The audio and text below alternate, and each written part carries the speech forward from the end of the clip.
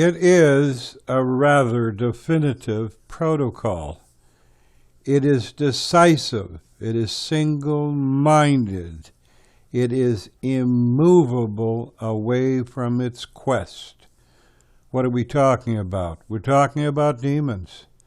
And what is it that demons truly quest for? It wants in. It wants in. It wants to be invited into your world. And it'll pretend to be anything you think it is in order to fulfill this particular quest. It will lie to you. It will make you promises that will never be kept. It wants in. But it needs an invitation.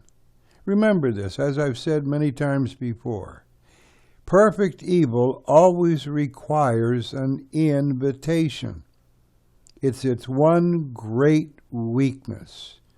You must invite it into your realm, into your world. And then, once here, well, it can be set about the business of turning you into a host for it, because it lacks a physical body of its own, and it does not have on its own the ability of tactile touch, which is the ability to reach out into the physical realm and make a physical contact. But if it makes a host out of you, it can now use your physicality to reach out and physically make a difference in this world. It wants in. It wants to possess you. Keep this in mind. I've said this many times before. No one is ever innocently possessed. Doesn't happen that way. You have to extend an invitation to it before it can come into your world.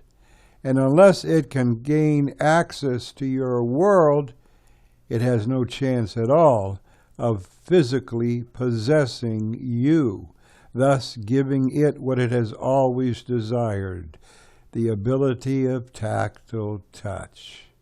Keep that in mind. And while you still can, if you haven't already done this, accept and believe that Jesus Christ is your Lord and Savior. Become one of Jesus Christ's own while you still can. And don't put this off, because tomorrow is not guaranteed to anyone. Until next time, this is Stephen. Talk to you when the wind shifts. See ya. Bye.